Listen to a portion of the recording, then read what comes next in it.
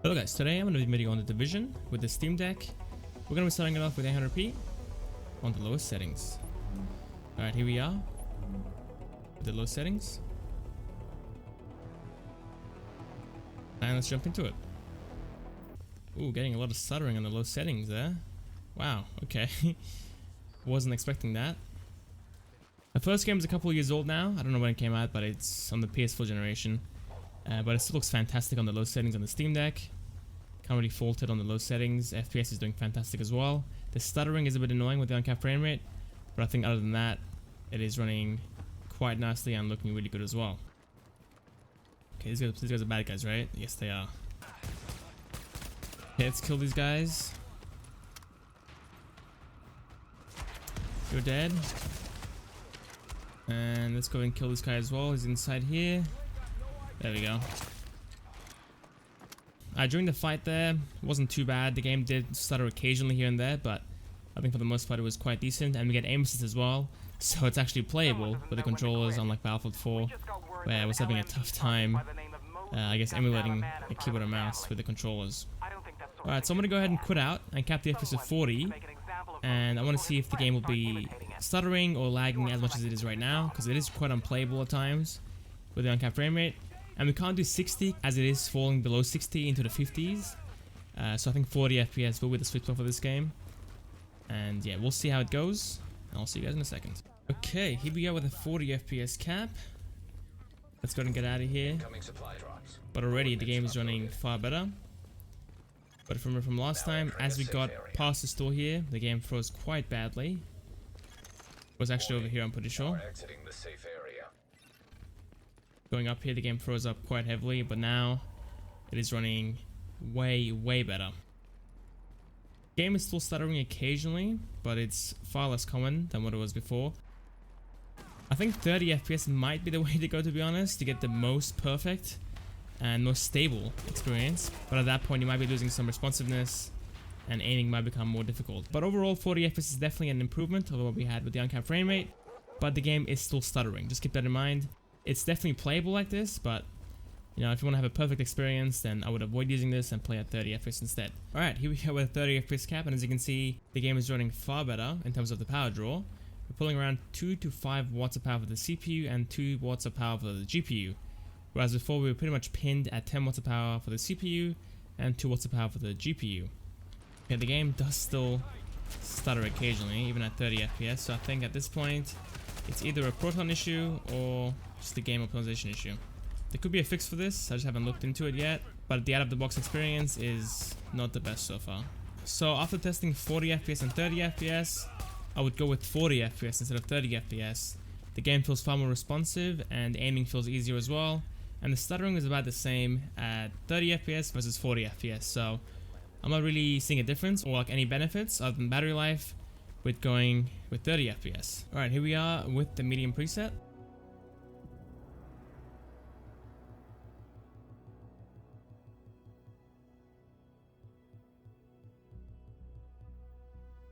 So far the game's running quite nicely. We haven't had too many stutters. We had like 1 or 2 maybe. Okay, we already get into fights. Hey, where do you think you're going? Zooming in, man, is kind of laggy sometimes. Or stuttery, I should say. On this way. So the game was ranging between the low 50s all the way up into the low 80s. It was running quite decently. It was stuttering here and there, but other than that, FPS wise, it was doing really nicely. Now moving on from the medium preset, we're playing the game at the high preset. This might get a bit intensive and the game might be stuttering very often. Okay, let's go ahead and continue and we'll see what we can get. Now, as you can see, the quality isn't really improving too much between each preset jump. I think low settings still looks fantastic. We got a few pop-ins, but other than that, the game still looked quite decent, and medium settings was a slight bump as well. So let me get out of here now, please. The game might be stuttering more actually at the high settings. We're pulling around 4 to 5 watts of power now on the GPU instead of 2 watts of power when we were on low settings, and CPU is about the same, sitting at 8 to 9 watts of power. Kill this guy. Yeah, I don't know. The performance is about the same, to be honest. I'm not really seeing too much of a difference between medium and high. The quality looks very similar as well, unfortunately.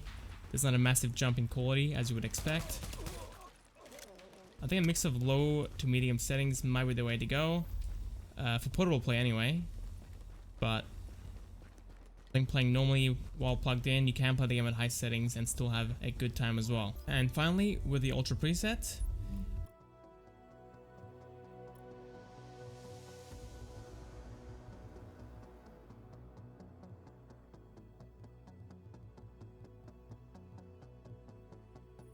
Okay, let's get out of here. I keep getting lost in this safe zone. It's this way. There we go. Okay, indoors FPS is about the same as before, setting in the 60s and 70s, with occasional dips into the 50s. You are now leaving the safe area. The game is still freezing up every couple of seconds at the Ultra preset. Not really great, but not the worst either. On my first bit of this game at the Ultra preset, the game was stuttering quite heavily, like every second pretty much. It was hard freezing, but after a couple of restarts, it's actually running decently well. FPS is still up there as well, sitting in the 50s and 60s. But yeah, I'm quite surprised with this. It was lagging really badly before, but right now it's doing really good. 50 to 60 FPS at the Ultra preset. And this is a PS4 title as well. The stuttering is a bit worse at Ultra, as you would expect, as you're getting power limited. But other than that, it is, I guess, decent and playable. Alright, now it's time for the optimized preset. Playing the game at a mix of medium to high settings at 800 or 500 as well. So jumping into the settings.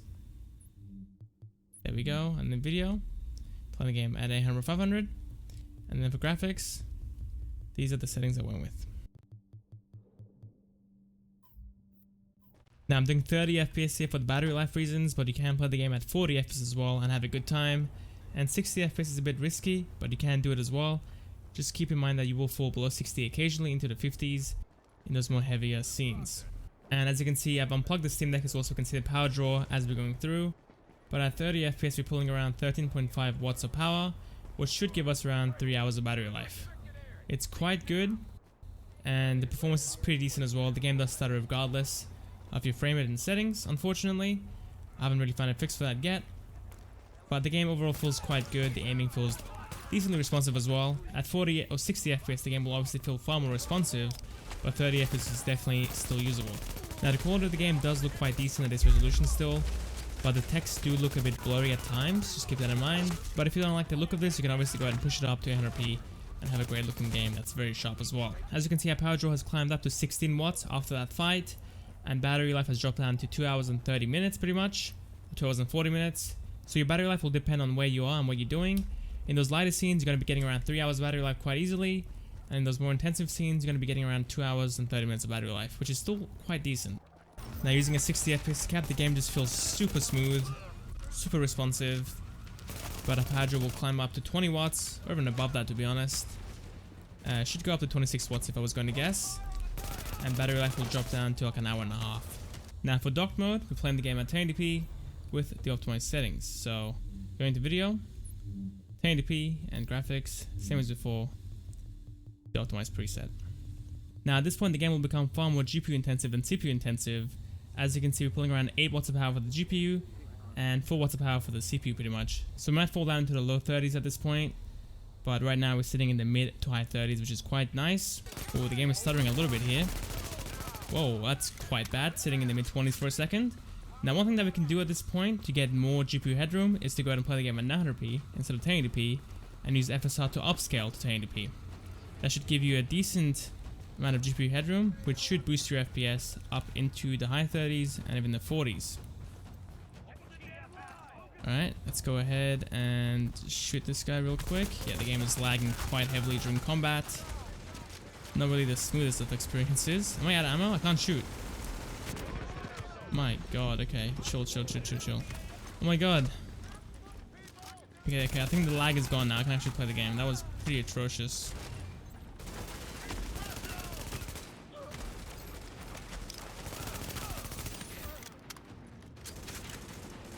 You're dead. Look at that. Look at that lag. Oh, we just teleported. Where'd he go? Okay, I'm gonna go and log out. This is pretty bad. Alright, and here we are. Back in the safe house, unfortunately. Let's go ahead and get out of here quickly. But yeah, as you can see, the quality looks pretty much the same as 1080p. It looks identical with FSR. I can't really tell the difference. And FPS is sitting in the 40s now, the mid to high 40s. From sitting in the mid 30s up to the high 30s. Let's get into some combat. We're falling to the 30s now occasionally. But this time it is the high 30s. So the game is actually far more responsive and far more playable than what we had before, sitting in the mid 20s. Yeah, the game is stuttering far less with this kind of resolution. 1080p was quite unplayable. The game was freezing and lagging quite often. But right here, it is running very smoothly, averaging around 40 FPS as well. So for dock mode, I would recommend playing at 900p, using FSR to upscale to 1080p. The game will look pretty much the same, and performance should be far higher as well. Alright, let's go for our final test, which is the SD card test, and come up with the video from there. Alright, and finally, we're going to go and test out the SD card performance. I'm using a SanDisk Ultra as well, keep that in mind, and I'm going to have the loading times on your screen as well as we go through this. Now for my testing, it's only a couple seconds longer compared to the internal SSD, so it's not too bad when you compare it to something like Fallout 76, when it took way longer to load off the SD card versus the SSD. Now the main thing that I'm testing here is to see if there's going to be any freezes or any load times during gameplay that is caused by the SD card, and if there's none, then I think it's good to go, to be honest. Now so far the performance is really nice. We're getting 60 FPS quite easily, with occasional FPS dips, which is normal for this game. Gonna go ahead and go through the tutorials again. Let me skip out of this part. But yeah, so far it's running beautifully. It makes sense. It is a PS4 game, so SSD speeds aren't really expected for the game. And the only downsides that I'm seeing to it is pretty much the load times. And it's only a couple seconds again, so it doesn't really affect the gameplay too much. So yeah, for this game, the use of an SD card is good to go. And you can use your SSD space for something more demanding, like God of War or something, or Spider-Man. Oh, I'm getting flashbang here. Alright, that's pretty much it, guys. Thank you guys for watching. Hope you guys enjoyed, and I'll see you guys next time for the next video. See you guys there.